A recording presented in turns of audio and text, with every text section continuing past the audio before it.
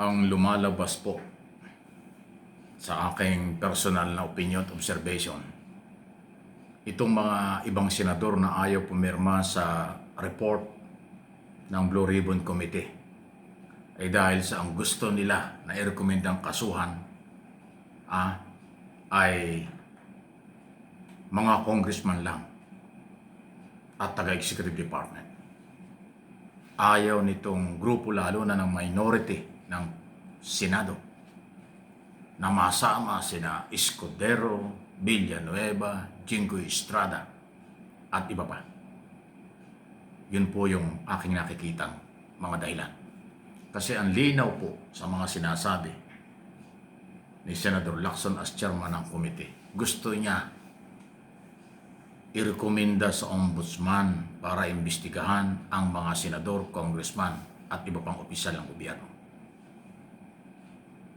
At kasama dyan, siyempre, si Martin Romualdez, Saldico, si dating Congressman Saldico, dating Congresswoman Kahayon, yung taga Caloocan,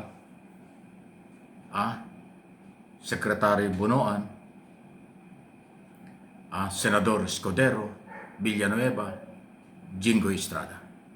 Yan ang kanyang nire-recommendang imbestigahan at kasuhan ng malversation o plunder. Pero dahil nga yung tatlong senador ay nasama, kaya ayaw pumirma. Nakukunwaring nalalabuan sa committee report o partial report yung mga minority na grupo ni Aimee, ni Marcoleta, ni Padilla, ni Bato na pala absent na senador, at yung iba pa ron, grupo ni Alan Peter Cayetano. Yun yung grupong yun. Ang nakapagtataka lang, yung mga nasa majority, katulad ni Subiri, ni Gatchalian, at ni JB Ejercito, Loren Legarda, at yung iba pa, bakit ayaw din pumirma? Hindi naman po 100% na membro ng Blue Ribbon Committee ang dapat pumirma. Para po sa inyong kaalaman, majority ng mga senador member ng makapangyarihang Blue Ribbon Committee. Pero ang kailangan na boto para maging opisyal na magiging report ng committee ay 9 vote. Ngayon 7 pa lang. So ibig sabihin, kulang pa ng 2. Hindi na kailangan ang 100% na member mag-sign. Yung 2 pa ang kailangan nila. At yan po ang aking observation. Gusto nilang pagtakpan dahil kaibigan, dahil kasamahan, yung mga senador na posibleng sangkot sa graft in corruption, sa flood control scam. Yan po yung nakakalungkot. Pagka ang dating ay takipan dahil may utang na loob, kaibigan, kasamahan, huwag na kayo mag-imbestiga. Dahil lalo lang yung ginagalit ang taong bayan. Ipaubayanan nyo sa Executive Department ng investigasyon. Kunwari pa yung in aid of legislation investigation, pag may resulta, ayan naman yung panindigan. Alam niyo, mga magagaling na senador nung araw, sina Neptali Gonzales, Salonga, Joker Arroyo, Tanyada, Chokno, Recto nung araw, Manlapos. Wala kang makikitang senador na ganyan. Kung ano yung committee report, sa ayaw at sa gusto nila, yan ay kanilang pinipirmahan. Dahil kung ikaw ay member ng committee, obligasyon kang pumirma. Pero meron kang reservation, meron kang option na ikaw ay merong gusto pang liwanagin, pero pumirma ka dahil ikaw ay member ng committee.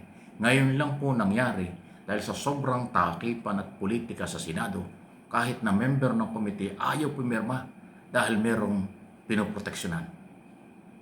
Merong pinagkakautangan ng loob. Nasa ng katarungan? Nasa ng mustisya sa graping korupsyon kung ganyan ang umiiral? Mabuti na lang hindi sila korte. Sila yung mga senador lang, in aid of legislation lang ang kanilang authority. Recommendatory ang kanila at gumawa ng batas. Malamang hindi rin gagawa ng batas na matino yan dahil tatamaan din kanilang kasamahan o kaibigan o sila mismo. Wala na talaga. Alam niyo, kung hindi lang po sinasabi ng saligang batas na dapat may Kongreso at Senado. Dapat talaga i-abolish na ang Senado at Kongreso. Siran-sira na sila.